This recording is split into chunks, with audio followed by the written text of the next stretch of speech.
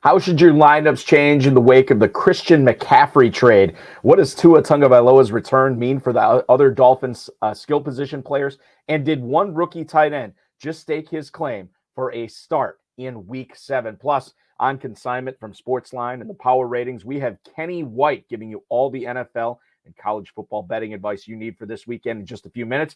Then the second place team owners in the Football Guys Players Championship, Mo Farunia and Nick Vagi, will drop by to talk about drafting strategy, the potential breakout for Wan'Dale Robinson, and much more. We've got a great show for you. Kenny White, Farrell Elliott, Mo Farunia, and Nick Vagi are all here. I'm Eric Balkman. Stick around. Your high-stakes fantasy football hour starts now. Damn the pressure. I've seen greater men than need a lesson. Broadcast live and heard around the world, you are now watching the most entertaining hour of radio on the planet. Welcome to the High Stakes Fantasy Football Hour presented by MyFFPC.com with your hosts Eric Balkman and Farrell Elliott. The High Stakes Fantasy Football Hour is your home for analysis from the best players in the world. And now, because no one else was available, here are Eric Balkman and Farrell Elliott. Solace in the scripture. Are we not all our father's sons? I became a man. Nobody ever told me what a man was. Thank you, Rob. Greetings and salutations to all of you Balkaholics and Farelliacs. Welcome to the latest episode of the High Stakes Fantasy Football Hour presented by MyFFPC.com. I'm your slightly above average host, Eric Balkman. My co-host is the definitive commissioner of fantasy football, Farrell Elliott. Coming up on tonight's show, we're going to discuss Trevor Lawrence's prospects against the Giants this week for maybe a spot start for all the great quarterbacks that are on bye this week.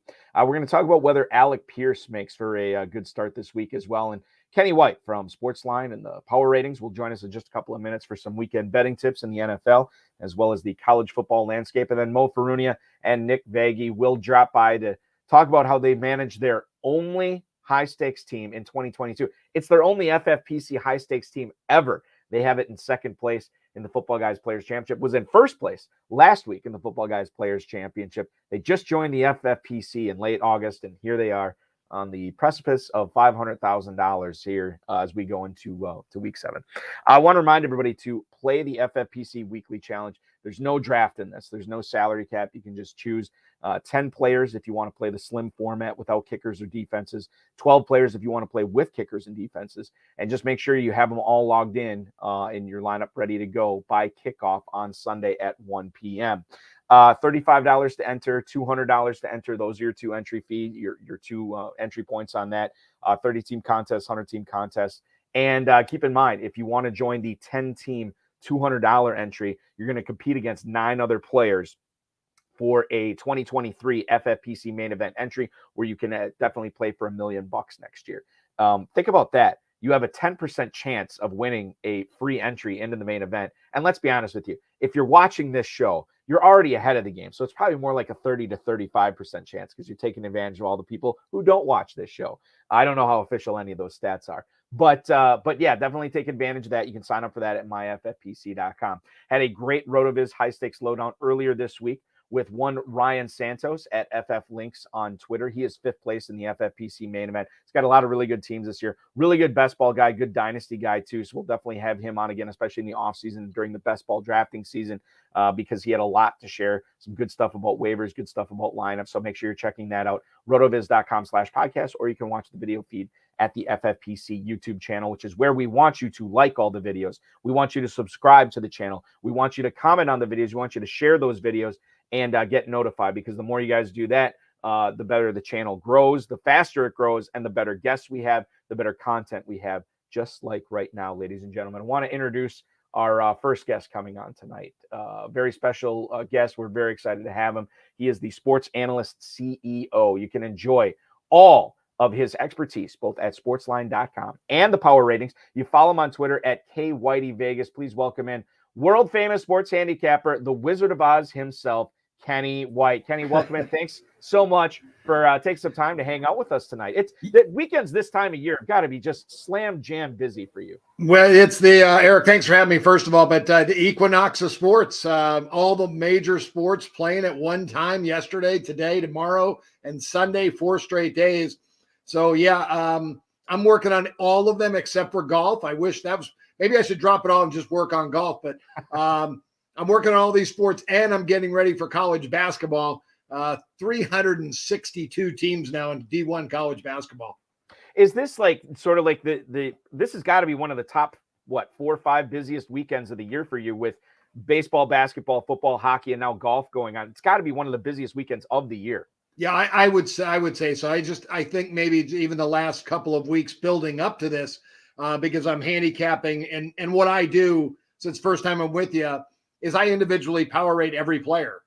So every player has an individual power rating. I add up the starters on that team, and that gets me the starting power rating for that team. I have offense, defense, special teams in football. Every player is rated out in different categories for what position they play. And my dad made these ratings up in the 70s, and I've been using them for 40 years now.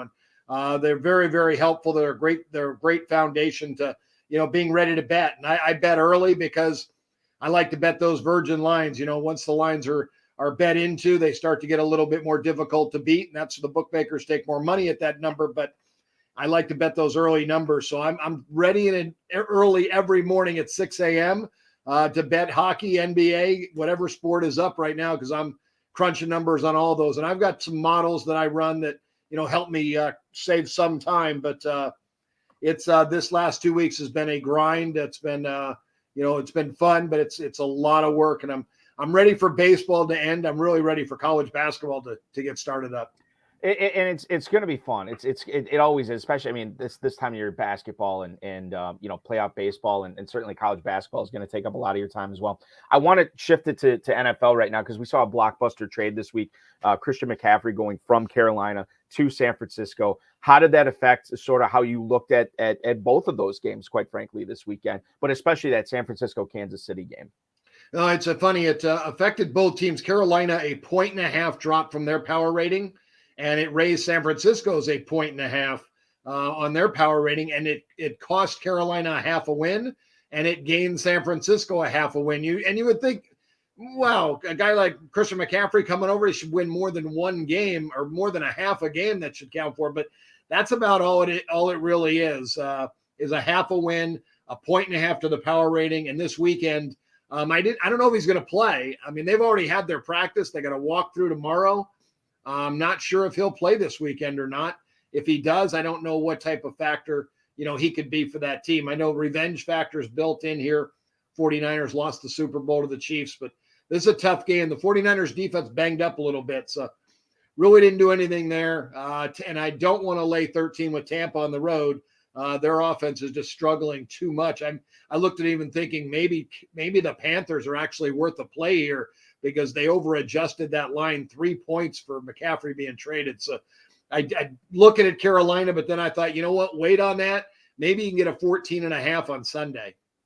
So obviously you want to attack those virgin lines, as you said. Do you all of a sudden, as soon as that trade goes down, as soon as you see that line move, are you re-attacking it then, like with that San Francisco Kansas City game? Yeah, if I have a play on it, most definitely. Anytime there's a change, I gain information every day from people. They, send me injury information, so asking me what that player's worth. So it's great for me that I can tell them what the player's worth, and they're giving me information whether somebody's going to play or not. So today, a good friend told me Tanner Morgan may not play for Minnesota this weekend. He's worth 3.5 points in the betting line, and then another guy sent me an injury information that Kent State's starting quarterback was out, and that was a 5-point difference. And I'd already taken 19 with Akron, but went back and took 17.5 today. And I think this number is down to 14.5 now. So, information is king in this game as well. But, sometimes you don't need it if you get down early. If you have the information early and you get down early, you're going to get better numbers. You'd be shocked at some of the totals that I bet Sunday at Circa in college football that I have a 12-point difference on one total that I bet, a 10-point difference on another. And I would say on average, I probably gained about 4 to 5 points on my college totals. Tua Tagovailoa returns this week, Kenny, for the Dolphins on Sunday Night Football. The movement I've seen in this, Dolphins open up at 6.5. I see it up to 7.5 right now. And I'm wondering if this is something where we are going to see this line continue to grow because people are getting excited about this Tagovailoa return. Obviously, with Jalen Waddle and Tyreek Hill, they're excited about the Dolphins offense. How do you see the line sort of playing out all the way up until kickoff on Sunday night? Yeah, as I said, I like to get down early, but betting late on the NFL on Sundays is another favorite of mine. So I like to bet when the number first goes up, and I like to bet the number when the game's just about to close. And in-game wagering's actually made things a lot easier now that you don't have to be to the wire. That I could actually even get a better number on these games. So Miami, you're right, is going to be one of the sexy picks this weekend. That's going to be the number one teaser team on the board for the entire weekend. Sportsbooks are going to need the Steelers to win straight up. They're also going to need them to cover the spread because I think this number will go through 8.5 to 9, maybe 9.5, could hit 10 because this is a very popular pick this weekend. I've heard a lot of people talking about the Dolphins, so I'm going to wait. I'm not that high on them. I don't like laying points in the NFL. These teams don't care about covering point spreads. They just care about winning, Eric. So I don't want to lay points. When you lay 7.5 and you lose and the Dolphins win, they're happy. They went home happy and you're going home sad. So I'd rather be on the underdog and winning the game. So I'll be looking to take the Steelers in this one. If I can get 8.5 or 9, I'll wait to get that. I'll probably take 7.5 if I have to, but I think I'm going to get a better number. The Wizard of Odds, Kenny White at K-Whitey Vegas on Twitter right now is where you can follow him. And, of course, sportsline.com, the power ratings, KennyWhiteSports.com as well. The Week 7 slate in general, what have you seen? What have people been? What do you think most people are going in on? What has you most excited right now? I've got 3 games that I played right now. I don't play a lot of NFL, man. I am a volume player, especially in college, but not as much in professional sports. I try to pick and choose. I played one total, Detroit and Dallas. I went over 49 in that game. Detroit's offense has been good all year, 5th ranked in yards per play. Defense number 32. We get Dak back. This will be a perfect defense for Dak. I think he lights up the scoreboard this weekend. And the Lions, I think the Dallas defense is a little bit of a paper tiger at 3rd in the best yards per play. I don't believe they're that good. I am ranked 10th best in the NFL with my player power rating. So they're still good. They're just not great. I think Goff will put up some points with that offense. So that one over. I like Washington plus the points. I'm really fading Green Bay. Probably get caught in the switches because truth be told, I've had them the last 2 weeks against the Giants and Jets and lost both those. I didn't bet that. I actually didn't lay the points. I teased both times because love teasing down, crossing 4 key numbers with a good team and a great quarterback. And that Green Bay really cost me in teasers. Now here I am against them. The only thing that gave me hope about the Commanders, they're coming off a win. So problems with the organization, but you know what? The players, they don't hear the noise. They just go out and play. They're professionals. The drop off to Taylor Heineke is only 1.5. So this game, I think Green Bay's just got problems on both sides. I'm reading about the defense is better when they play man, but they're playing zone 85% of the time. The offense is the play calling has been horrible this year, and the wide receiver play is the weakest in the NFL. So I played Washington. The last one I took Indianapolis, same season, home revenge, and they're better on both sides of the football. They're ranked higher in yards per play on offense, and defensively, it's not even close. The Colts number 8 in yards per play allowed. We're Tennessee number 31. You are a college football expert on this too, and I know a lot of our high-stakes fantasy football players that play dynasty fantasy football are glued to the televisions all day Saturday, looking at the players that they might be drafting in the rookie drafts the following year, and as a result, become pretty big college football fans. What are you looking at tomorrow that has you really jacked up? Yeah, well, that Akron game that I mentioned earlier, I played that on the money line. They're playing Kent State, their biggest rival. Kent State's not a very good football team, one of the weaker defenses in college football, and now their quarterback's out, 4.5-point player. This game, I mentioned, opened 19. It's down to 14.5. I made the game, I hate to say sometimes when I'm this far off, but, it works. And I made Kent State 3 in the game. I think that's a field goal game. It comes down to the wire. That's a big one. But I had the same thing last week. Colorado fired their coach, and I knew they just couldn't be that bad. They were just not playing football for Carl Durrell. As soon as he got fired, they were a 17-point underdog last week, and they won straight up. And I had actually made Colorado 1 in the game and had a big money line bet on them last week. So Those do happen. They do come up. Some of the other big games I have this weekend, I took Liberty +7 against BYU. BYU off that Arkansas loss, 4-3 now. Not sure how much they have to play for. Liberty's very, very well coached, solid defensive team. So I think they'll be in the game the entire way. I took UNLV plus 26.5 points against Notre Dame. These situations I love because you got a team in Notre Dame that averages 23.5 points per game, and yet they're laying 26.5 points. So they're going to win this football game, but I just don't think that offense can put up enough points to cover a point spread of 26.5.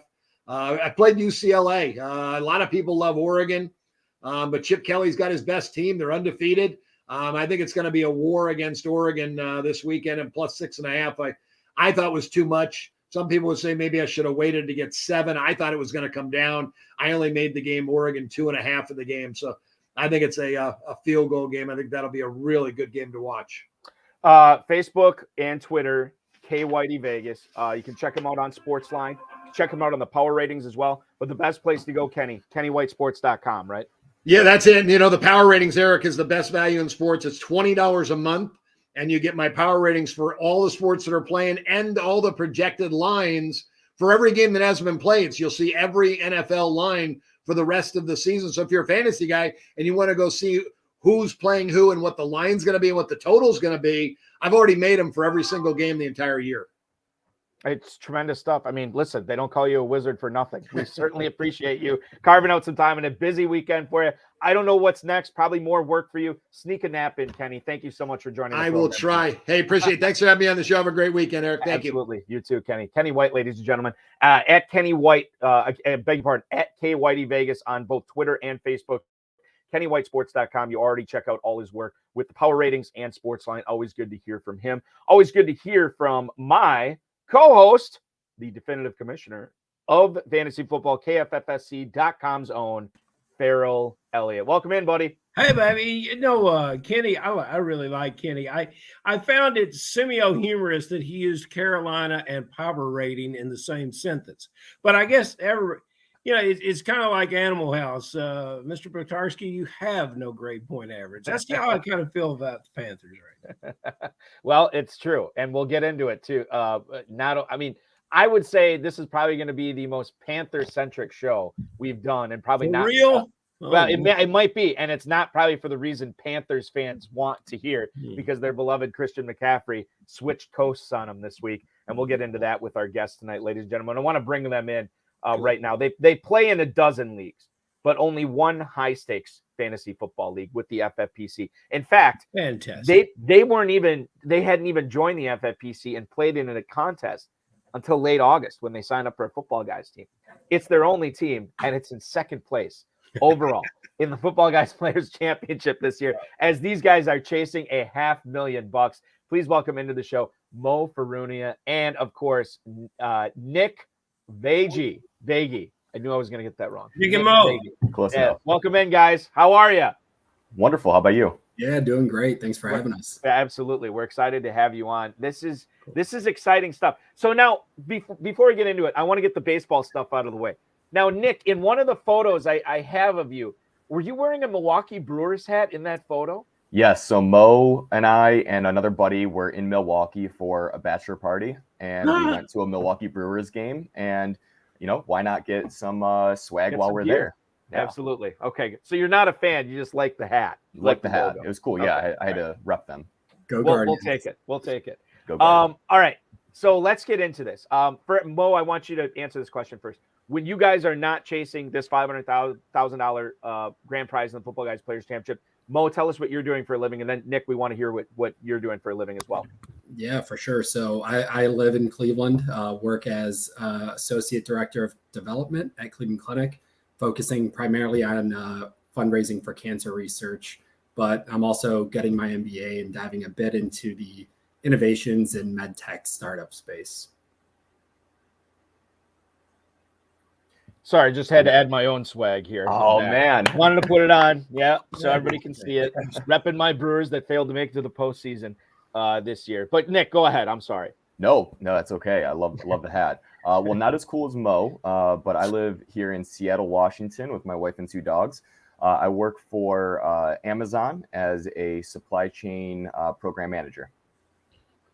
Yeah, guys, I think a lot of our listeners will watch this later, as will I, because if someone asks me I've got a wedding to go to, and people keep asking you what you do, and I'm going to exactly tell them I do what Mo just said, because that's so very impressive. I would be the highlight of the weekend. I started to say, when Bonky asked that question, what are you doing?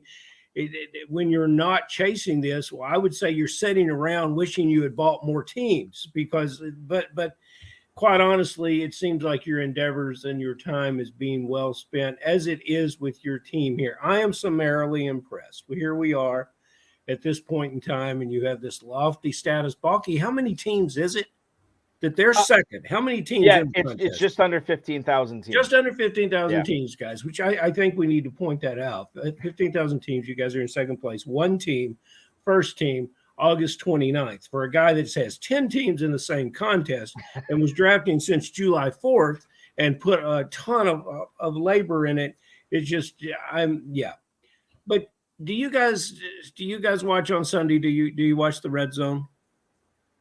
Oh yeah. Around 3 o'clock when the moderator of the Red Zone, he says it's witching hour. And I think that's kind of where we are. As Balky says, here you are on a high stakes show, right? Moving into Halloween. I think we're at the witching hour. So you have to be very impressed with where you are. And how has that ride been? And then how are you going to stay there? Yeah, honestly, it's been awesome. So first, got to give a shout out to my buddy Mike Belcito. He's co-managed the team with his best friend for nearly a decade, and he's told me all about the FFPC. And for the last 2 or 3 years or so, I've talked with Nick about getting a team together, but timing just never worked out. So for this being our first time and our first year and our only entry, and having the #1 spot last week and #2 as of last week, it's been pretty awesome. I mean, Nick and I, we've competed against each other in leagues for 15 years, but it's awesome being able to actually strategize and collaborate, and definitely different for a change. But I mean, $500,000 is a pretty awesome incentive too. But we do know it's a long season, so we've got to weather the buys, weather the injuries, and watch the waiver wire. But all we got to do is stay near the top and in contention, and hopefully we've got a shot.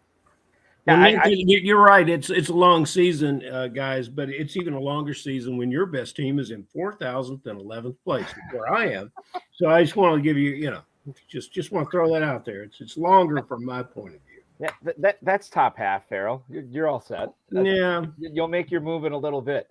Okay. So Nick, let's talk about this, because you guys found out, and I don't know, as far as when your draft happened, I don't know how close it filled to when the actual draft started. I don't know if it was delayed to get it to fill or whatever. So I don't know how much time you guys had to talk and strategize, but you found out you're getting the 4 pick in this draft.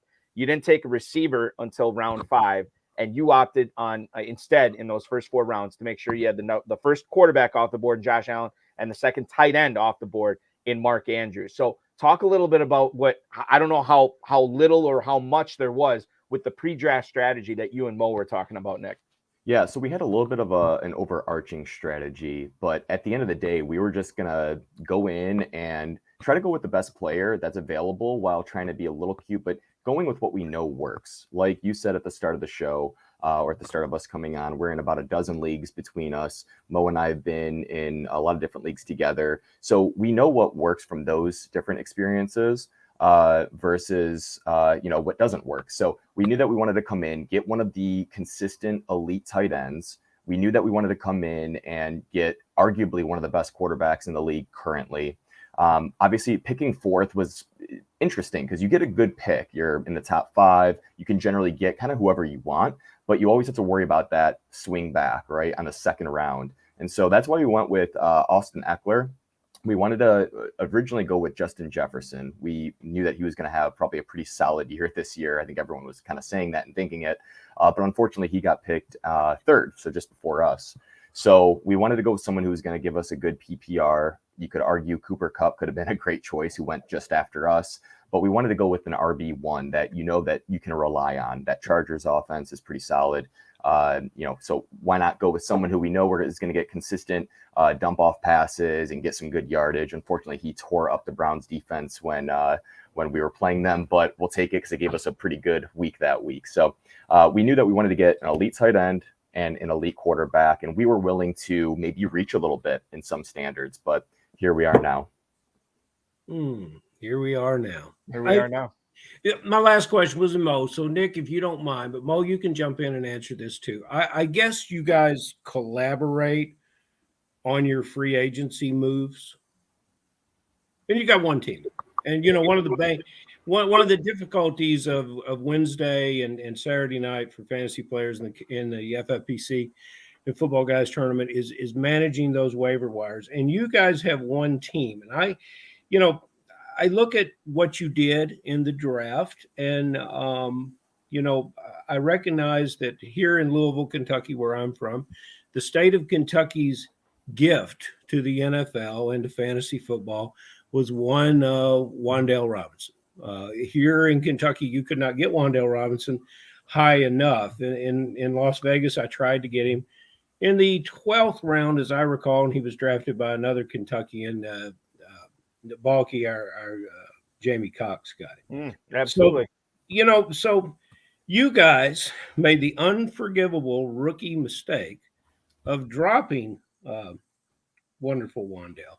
But here's what you did. And I imagine you approached free agency the next week hanging your head somewhat in shame, but you somehow went in to reacquire this player. And I'm so proud of that because you weren't stubborn about it. And I don't know, if you were playing against Balky or me or so, we'd look at you guys and we would say, hey, you know what? Let's teach those guys a lesson. They're not going to get away with dropping Wan'Dale Robinson. But, to teach a lesson, you got to learn a lesson. And Balky and I have learned the hard way over many, many years. So congratulations that you went back in to get Wan'Dale. So my questions are, what with Wan'Dale in the future? You had to love what you saw last week. I think he is going to get you through the witching hour of free agency, of bye weeks, and keep you out of free agency because I don't think you can keep this luck going. But what do you think about Wan'Dale? What do you want to? Did you have like an old crap moment when you realized that you shouldn't have dropped him? Did you have to go in and spend a bunch of fab money? I'll quit asking a long-winded question. And what do you both want to tell me about your Wan'Dale Robinson misadventures? Well, we wanted Wan'Dale from the start, and that's why we drafted him. And we think we got pretty lucky in the 13th round. We snagged him, and we wanted to hold on to him through the season until he got past his injury. But we found ourselves in kind of a tight situation where we were trying to plan ahead and ensure that we can get a quarterback and a defense and a kicker off of free agency. And Wan'Dale, because of his injury, didn't really perform at all this year. So we were thinking that we would be able to drop him, pick up who we needed for that immediate week, and then get him again once that week ended. Okay. And we didn't really expect him to go off the way he did and get all the attention that he did, which is great. Yeah, hopefully he can keep that going. We would love to see it. But unfortunately, we did have to spend a little bit more than we were kind of planning or strategizing on. But yeah, I'll turn it over to Mo too. Yeah, honestly, we just knew we had a lot of fab money left over. So we're like, all right, let's plan ahead, as Nick said, maybe drop a guy that's injured. Of course, he came back and performed. So since we had some extra fab money, we decided to splurge a bit and make sure we got our guy and didn't lose him. Yeah, I want to hear about that extra fab money around week 11. But we'll check back with you on that. This is exciting because I think you had a great Wednesday night on the Football Guys waiver wire here. Not only do you get Kenyon Drake, and then you find out that J.K. Dobbins is going to be out 4 to 6 weeks. Yeah, that's good. Me getting scoped, but you get Farrell's. I believe he's either the president or the vice president of the Chase Claypool fan club. You get him off the waiver. So you're adding Drake and Claypool. And Mo, I got to ask you, I mean, Drake is probably making a strong case to be in your starting lineup as good as your team is. but Claypool too. I mean, this is a guy that you're going to have to look at now for week 7. It was a big waiver night, and now the tough decisions come in. Yeah, honestly, it's great just having rotation and depth at both of those positions, and you can never have enough depth at the running back position. And quite honestly, we'll probably use Kenyon Drake in the flex as needed, maybe even this week since Dobbins is out. But we'll see what happens with Gus. It's tough to say if we decide to play him this week, though. But if both he and Andrews dominate against the Browns, I guess me and Nick will be happy either way. Don't want to see the Browns lose, but obviously want to see this team do well. And Farrell, I know you're a Claypool fan, obviously the president of the fan club, but as a Steeler, I hate to say he's a solid player. He's putting up numbers this year, or he finally is as of last week, and hopefully he'll do that for our squad. And we're really lacking at the receiver position, so glad that we can actually get some depth there. And we know, again, coming into buys and with injuries, we'll be rotating out the receiver core quite a bit. Balky, every year before we head to Las Vegas, I say my prayers to Saint Cajetan, patron saint of gamblers, bankers, and people taking chances. And I asked for an easy trip in the FFPC.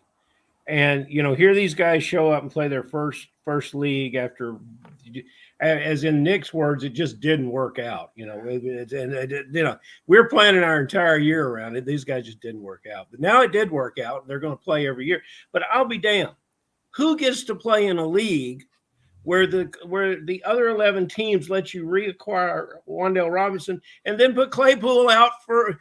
I don't get it. I am really, really impressed, guys. But this is a subnormal situation that you guys are experiencing. That's all I can say. Keep riding the waves because you're catching the perfect ones. And I'm glad to see that while some of your other league mates could not stand prosperity, that you guys are embracing it. They're embracing prosperity down in Atlanta.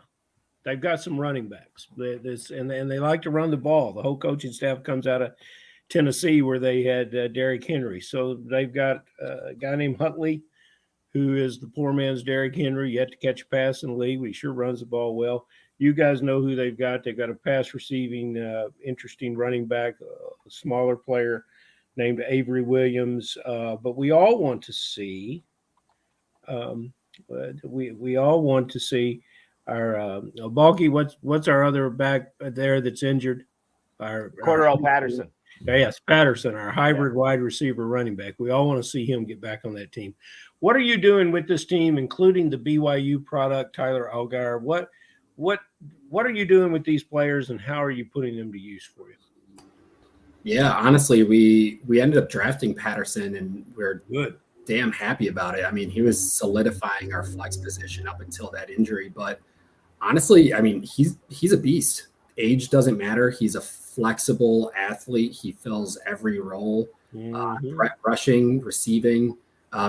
Even after being on IR and not playing since week 4, he's still ranked number 26 at running back. So we're excited for him to come back again, solidify that flex. Mariota's playing decent football. He's going through his reads, checking down as needed. So Patterson will fit in just fine when he gets back. Not too concerned about the committee aspect. Do you have any of these other guys? No, Patterson's the only guy on our roster from the Falcons. But so again, not too concerned about the committee aspect. But we'll just have to see how it plays out once he comes back.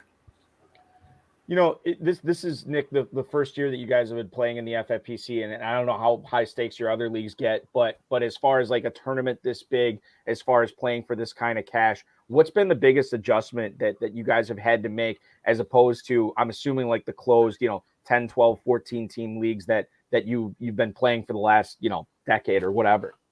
Yeah. And we definitely need to try to approach it a little bit differently, more so in the sense of competing against complete strangers. So like you said, we have our home leagues, the same 10, 12, 14 teams year in and year out. We kind of know how everyone thinks and who they would pick at certain places, but and who they would even acquire, who they would try to target, how much they would be willing to spend. But here in this higher stakes league with complete strangers, we really needed to try to take a step back and be maybe a little bit more cautious and aware of how other people might react given different news that comes up, right? Like Wandale, probably shouldn't have dropped him, right? Knowing that people were going to try to go after him. And I think that we definitely outbid someone, but teams were going after him. So I think the biggest thing that we've been trying to adjust is just the lack of unknown. And the other piece too is the scoring, right? The 1.5 PPR for tight ends. That's not how we have some other leagues. And so we had to really keep that in mind. And again, we got Mark Andrews in the second round. So important to try to get a tight end that's going to get those receptions week in and week out, even if it is a little bit early. Balky, are you paying any attention to some of the comments that we're getting in? Nick, you're developing quite a fan club over here. I mean, everybody loves Mo too, but you know, how can you not? Do you have a side gig doing voiceovers, Nick? No, but if you guys need someone else, let me know. Well, I've got some agents that possibly get you. So let's do it. But okay, now previously, we would have questions that has to do with J.K. Dobbins on this show, and J.K. Dobbins is now injured and no longer so. Balky has spared me J.K. Dobbins and is giving me, or the producer has given me, Robbie Anderson, one of the least exciting individuals that I think to talk about in all of football. I may be down on Robbie Anderson, but he was on the field last night on a short week in the red zone. What are your thoughts about Robbie Anderson and what he will do going forward, especially since a high-profile Hollywood Brown wide receiver is no longer part of the immediate plans of the Arizona Cardinals? Yeah, that's a tough one because there's so much unknown, going back to that word, within the Cardinals locker room right now. You have suspensions, you have injuries, you have new players coming into new schemes. So who knows? But at the end of the day, Kyler Murray is throwing about 40 attempts per week. Yes, DeAndre Hopkins is coming in and he's going to do what DeAndre Hopkins does, like as we saw last night. But at the end of the day, that's still plenty of love to go around, especially to a Robbie Anderson, who just a couple of years ago was able to put up some pretty big numbers, both in fantasy and in, the actual NFL. So we feel confident. We were actually right on the cusp of dropping Robbie Anderson before this happened. So good thing we didn't find ourselves in another Wandale Robinson situation. But, we feel confident that there's enough to go around within that Cardinals offense. Very good. Couple of emails here. Nick, I'll throw this first one to you, and Mo, I'll have you answer the second one. The first one's from Jeff in Syracuse, New York. No, I beg your pardon. This is from Dave in Los Angeles. My apologies. This one's for you, Nick. Is there any running back worth rostering, much less starting, in Carolina now? Thanks, guys. That's Dave in Los Angeles. It's Deontay Foreman. It's Chuba Hubbard. And another guy, Farrell, that is escaping me right now. I want to say Blackshear or something like that. Raheem Blackshear, Virginia Tech. There you go. Yes. Blackshear and Beamer. I think if you have that last name, you have some sort of relative or somebody that attended Virginia Tech and either played or coached in football for the Hokies at some point. Okay. So, Nick, what are you thinking about the Carolina running back game now that Christian McCaffrey's gone? Well, we just dropped Hubbard, and we're kind of kicking ourselves. When that news came out overnight, I remember Mo and I texting overnight into the morning, like, damn, we just dropped that guy. But we do think Foreman would be a good pickup if he is still available. At the end of the day, Carolina brought in Foreman because they didn't trust Hubbard.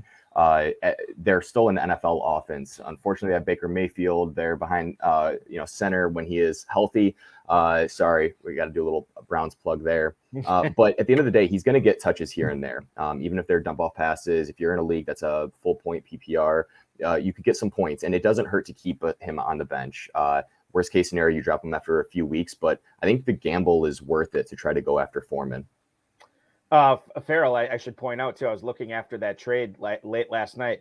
Foreman was available in a few of my Kentucky leagues. So I put in some pretty good bids on him tonight. We'll see if I get him. I don't know. It may work. It may not. The thing is, like, sometimes you win the bid, but you lose the decision. And we'll see what happens with Foreman going forward.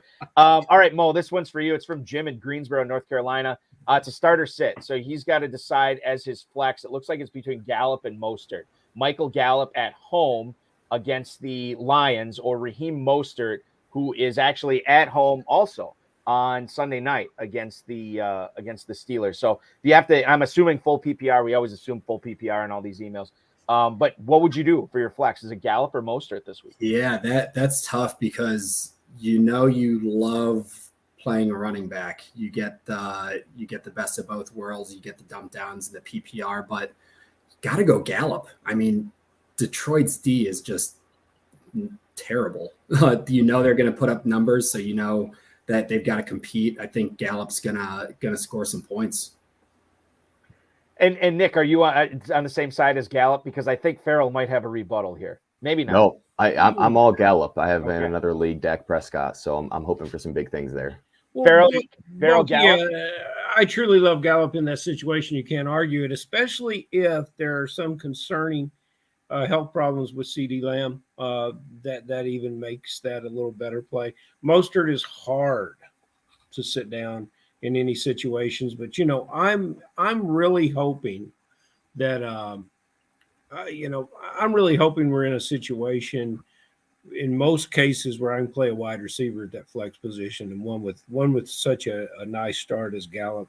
If I can't get Mostert into my running back position, these questions, sometimes you can read what the writer is thinking by who they list first in these. But I would say go back to your running backs and make sure they've got a better matchup than Mostert does. I always, and not that this is a blanket thing, but oftentimes when full PPR, it's a running back or a receiver, and it's close for me, I usually break ties in favor of the receiver. Not always, but in this case, I would. I'm with you guys as well. Hey, we got a couple of questions from the chat here, and the YouTube chat has been chewing over them, but I want to give you guys an opportunity to answer them as well. Andrew has to start two of these guys. So you're benching one of these players, and it's tough, man. I mean, he's got Chris Godwin, T. Higgins, and Kenneth Walker this week, and he can't play all three. Congratulations, Andrew, on a really good team.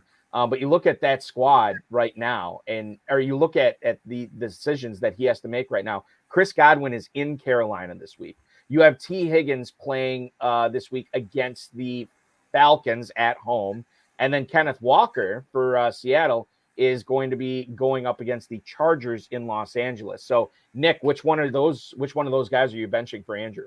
Honestly, I think I'm going to be benching Godwin, and that's tough, but I know he's been injured this year. He hasn't proven a ton, but it's hard to go against Higgins when he's against the Falcons. It's going to be airing it out a little bit there. The Buccaneers are probably going to get up early, so they might not be airing the ball out that much. And at the end of the day, you got to keep Walker in there. He's just putting up too many great numbers. Mo, are you also playing Walker and T. Higgins here? I would probably have to bench Higgins. Honestly, it's hard to say, but too many options on that team. And Godwin's a monster. Kenneth Walker putting up a lot of big numbers. So I think I'd go Higgins, but that's me being a bit biased because I benched him in favor of another guy in one of my other leagues as well. I think this question to me on the surface is a little bit easier to answer than the other one. PPR, Christian Kirk, who's taking on the Giants, or Brian Robinson, who hosts the Packers this week. For me, I'm playing Kirk here. I love what he's been able to do in that offense. It's not just a pretty contract. He's actually putting up the numbers in Jacksonville, and I still worry about the J.D. McKissick factor. Obviously, Antonio Gibson's going to be involved as well. So I'm playing Christian Kirk. Mo, would you also play Kirk over Brian Robinson? Yeah, to me, that's a no-brainer. Quite shocked, honestly, what the Jags have been doing on offense. And Kirk, like you said, earning that money. So got to go with Kirk there. Nick, what about you? Yeah, right there with you. Too many variables there in that running back room with the Commanders. Farrell, is it a consensus Christian Kirk over Brian Robinson? I think so. I'm a little bit like Mo. I'm quite shocked by what the Jags are doing. I'm shocked they can be so good, and I'm shocked they can be so bad. And one of these days they're going to land right in the middle. But you've got a real spectrum of outcomes there. But I'm betting with you. Christian Kirk is my guy in that situation. Farrell, final question for Nick and Mo. Guys, yeah, before the chat room steals them all, I want to say, here in Louisville, Kentucky, the KFFSC, we have a great pool from Cleveland. Some of the greatest fantasy players in the world come from Cleveland, and you are proving that here tonight. I want you to come to Kentucky and play, and I want you to meet these guys. Win or lose, we'll have bourbon. So, one of our sub taglines is win or lose, we'll have the booze. So, we'll get that for you. So, okay. So, what is the player? Who is the player that is an excellent, excellent player, a real stud, but you just, you're tempted to move him out of your lineup this week? And then who is the sleeper? The sleeper that nobody's thinking of, the Ben Skoranek, the Johnson kid from New Orleans, who, by the way, Danny Mueller picked up and played against me, Eric Balkman, touchdowns last night, after he did not win bids on 3 other tight ends in fantasy. Guys, those are the guys I'm playing against. You guys have guys dropping Claypool, and I'm playing against this guy. But yeah, I digress. Talk to me, sir, about bust and sleepers. Mo, you go first. We'll finish up. We'll definitely finish up with you.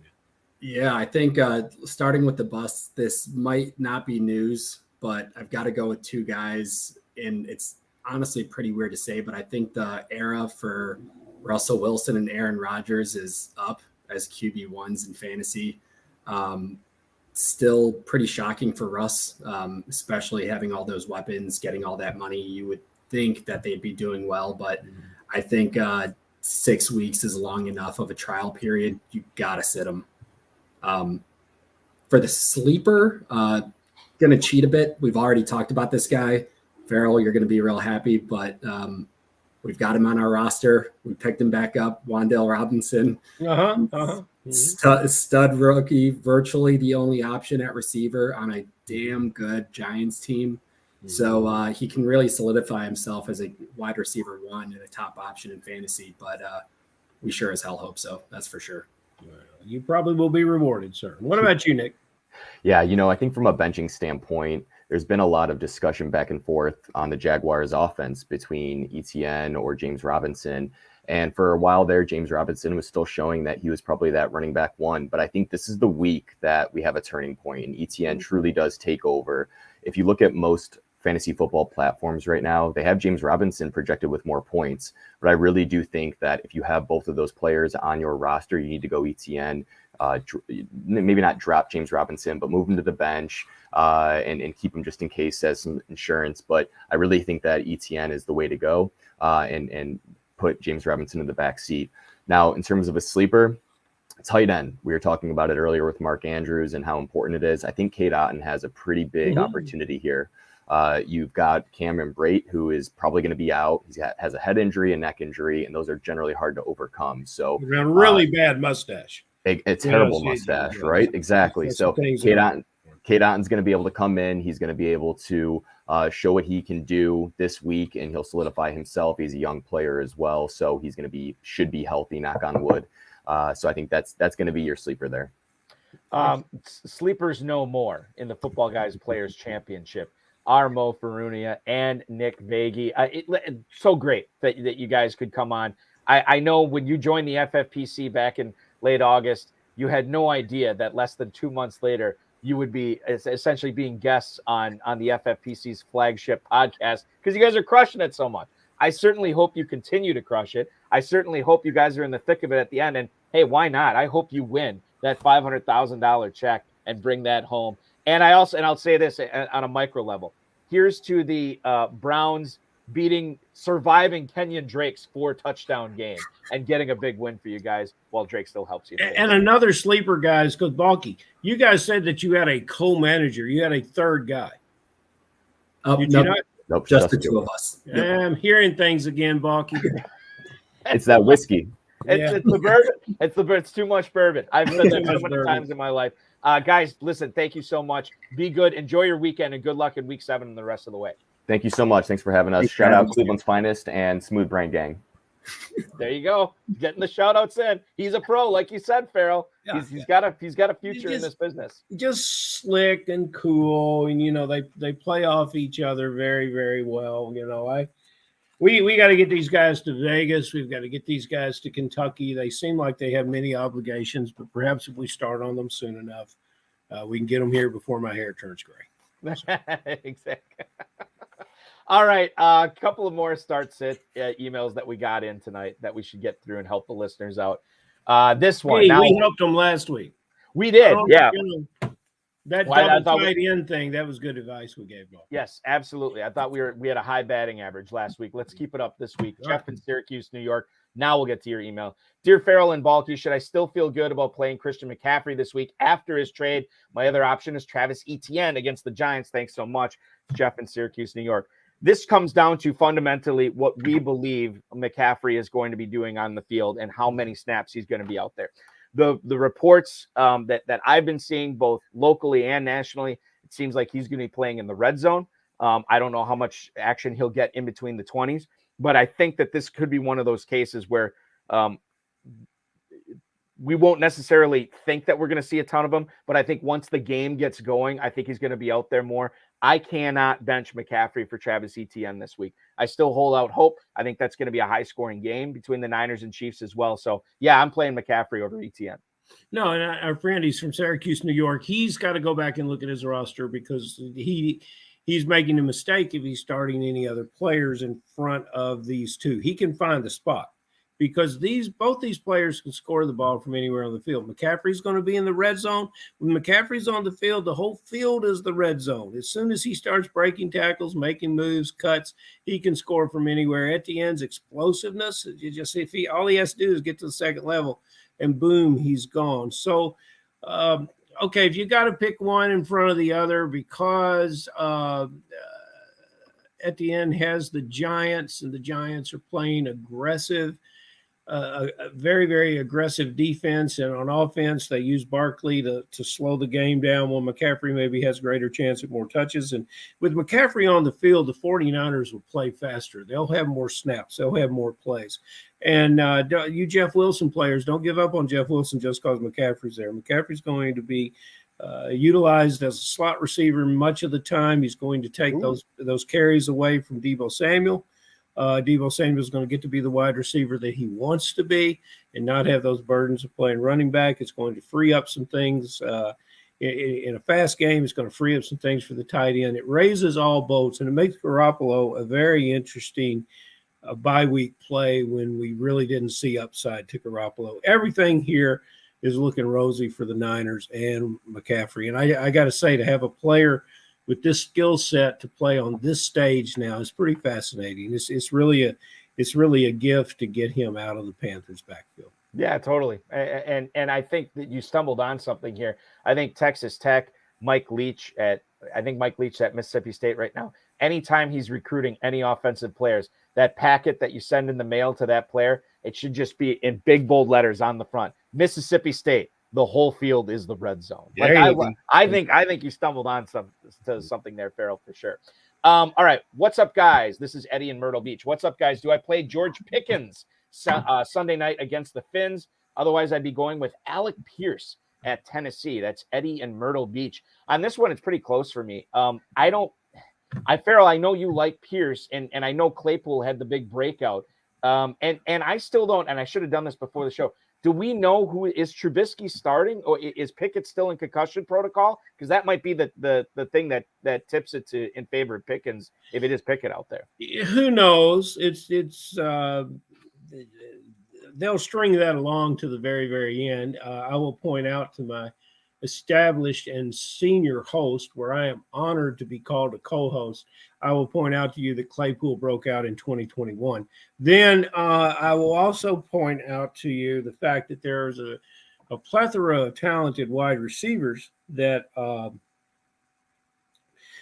available for whoever plays quarterback for Pittsburgh. And but we go over to Indianapolis, and we look at a player that I'm very, very high on. Now we let Mo get away. I mean, his first time on the show, and we let him get away. We call him Wandale a sleeper. But Pierce could maybe fit that role of sleeper even better. But he was the money player that Ryan went to last week, and Ryan's getting running backs back. But here's the thing, Balky, the pass defense, the very, very bottom pass defense in all of the NFL is the Tennessee Titans at 32nd. And Matt Ryan threw the ball 58 times last week. And let's keep a balance with the offense and expect Pierce to do very, very good things against the Tennessee Titans, even coming off the bye week. I like Pierce, and I like him a lot in this game. Yeah, that seems to be the prevailing thought in the YouTube chat. I know Stacey Perez, former guest of this show, she likes Pickens if Pickett is back, and I know the Dizzle likes Pierce, and Hudson Kern-Reeve likes Pierce. Bert Lawton, who covers the Pittsburgh Steelers, doesn't cover him. He's the senior director for communications for the Pittsburgh Steelers. He said not only did Kenny Pickett clear concussion protocol, but Pat Freiermuth did as well. So it sounds like both those guys are going to be going on Sunday night. And, if that's the case, maybe you tip Pickens that way, but there's a lot of people who have won a lot of money who are saying Pierce here as well. Okay. Next email, Patrick in Omaha. Oh, this goes into what Hudson Kern-Reeve is asking about earlier. And we can expand this into a Dulcich conversation too. Would you start Greg Dulcich coming off his touchdown scoring debut this week against the Jets? I'm just not sure what to expect from Dalton Schultz at this point, even when he's home against the Lions. Thank you. Patrick in Omaha wants to know Dulcich or Schultz this week, Farrell. Patrick, that's a good question. Dalton Schultz is going to be your start considering those two players. Our guest talked about the problems at Denver. Those problems do continue. Now, that's coming from someone who had a lot of side eyes when he said Dulcich was the pick at tight end, not Uncle Albert at Denver. And we created no we created no momentum for that, especially when Dulcich turned up injured and missed a lot of camp. But Greg Dulcich is a fantastic speed tight end, and it will become evident. But look, he made a touchdown catch in a blown coverage. Any tight end could have made that, and I'm proud for him that was his first game in the NFL, and he had those catches. But he's the learning curve is steep with what's going on in Denver. Schultz, now with Dak coming back and Schultz in the lineup and who they are playing, it is still the Detroit Lions. Tennessee has the worst pass defense, and if they didn't, Detroit would be knocking on their door. Let's put Schultz in the lineup. Okay, making a strong point there. Hudson wanted to know, is Dulcich a tight end 1, tight end 2, or a waiver wire guy in the FFPC? For me, he's a tight end 2 right now, but he's a guy you should be rostering. Yeah, I think so. And as this offense continues to grow into itself, he's going to have a good role. He's going to be the one go-to tight end when it's been a committee tight end, and I don't know what all of us were seeing in Albert, but he wasn't active for the game. And I'd like the professor to know that Dulcich scored for me in one of my best ball leagues last week. The professor also wants to know Foster Moreau for Darren Waller owners. Farrell, is that the guy you should be picking up?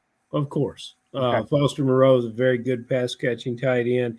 Last year, when Waller missed a game, late additions to Moreau on Sunday morning that paid out beautifully, over 20 fantasy points. Now, our Raiders have problems with the slot receiver. Balky, you might have some updated information. The slot receiver's hurt, and there's some – I don't know if full practice it came in for our wide receiver, my beloved Balky. What's our Las other Vegas receiver? Raiders? Yeah, Hollins, Mac Hollins. Oh, Mac Hollins, yes, Mac Hollins. Yeah. So those are the guys that you want to look at on that roster. But Moreau is if you got problems at tight end, if it had lined up where you could have played Moreau this past weekend, oh man, that would have been a great start with all the injuries to the other tight ends. Renfro officially, I haven't seen the actual result, but Josh McDaniels said today that he was going to be practicing in full. Okay, good. Hunter Renfro was, so that's where we stand on that. The last one, quarterback question here. Steve in Roseville, Minnesota. Do I play Jared Goff and Big D, or Trevor Lawrence hosting the G-Men? And I'll tell you that, by the way, thank you, Steve, and all the emailers, by the way. I have rode the coattails of some pretty good Geno Smith and Jared Goff weeks. And they kept me warm when Dak Prescott had left, right? But this week, I think I'm going to, as good as Goff has been to me, I think I'm going to play Lawrence against the Giants. Both of these defenses are pretty good, but I like Lawrence's matchup a little bit better. You don't want to invite the Dallas Cowboys to play against Jared Goff this weekend. That's not the matchup you want. And unless the Jags are playing the 1985 Bears, and Balky informs me that they are playing the Giants, we'll stick with Trevor Lawrence. And I know why he asked that question. He thinks that maybe Goff can run some numbers to fight. I just don't see it. But yeah, Lawrence has been. It's either been feast or famine down there, and perhaps against the Giants, it becomes somewhat of a balance, and you can get a good 20, 25-point game out of Lawrence. We always get massive point performances each and every week when the Kentucky Fantasy Football State Championship Commissioner Farrell Elliott co-hosts the program with me. Certainly great stuff from you again tonight, Commish. Thank you, and thank you again. And we will be back 10-9 Central with you next Friday, dude. Thanks so much. I'll see you then, Balky. KFFSC.com is where to go to check out the Kentucky Fantasy Football State Championship. I want to thank tonight's guests. It was awesome having Kenny White, Mo Farunia, and Nick Vagi on the show. I got his name wrong every single time tonight. Nick Vagi. Name to remember, maybe a $500,000 winner in the Football Guys Players Championship this year. I also want to thank Farrell Elliott, the FFPC, Rob Bryce, and of course, each and every one of you for watching live, streaming it later, listening to it later. We really appreciate it. We will be back, as I said, next Friday at 10-9 Central. The RotoViz High Stakes Lowdown will be live on this channel right here, 10-9 Central on Tuesday, with the sixth place team owner in the Football Guys Players Championship, guy who's chasing Farunia and Vagi. It is Jared Hines, a guy who's been on this show and the HSLD before. 10-9 Central is when we'll have him on Tuesday. In case you missed Ryan Santos' appearance on RotoViz, on the RotoViz High Stakes Lowdown this past Tuesday, make sure you're watching the video that's conveniently located for you right on this YouTube channel, or rotoviz.com/podcast, or anywhere you get podcasts. The High Stakes Fantasy Football Show is on the Better Sports Network live on Wednesday night at 10-9 Central. Yeah, you can watch it on YouTube, Facebook, and Twitter. So much better when you watch it on the app.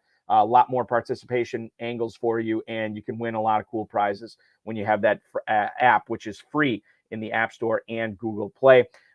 Yours truly and Draft Sharks Deep End Fantasy Football Podcast co-host Adam Krautwurst will co-host that program with me from 10 until midnight on Wednesday. Don't forget to play the FFPC Weekly Challenge. No draft, no salary cap. Just choose 10 or 12 players by Sunday's kickoff. Only one player per NFL team, just like the world-famous FFPC Playoff Challenge. You can play for $35 or $200, a 30-team contest, a 100-team contest. And don't forget that you can play in the 10-team $200 entry contest and play for a 2023 FFPC main event. Remember to like, subscribe, comment, share, and get notified on this. Every time we have a video going on, the more we improve this channel, the better off it is for all you players out there. So thank you so much for watching, everybody, and we will see you Tuesday night, 10-9 Central, myself and Jared Hines. Be good, everybody. Your weekend officially starts now.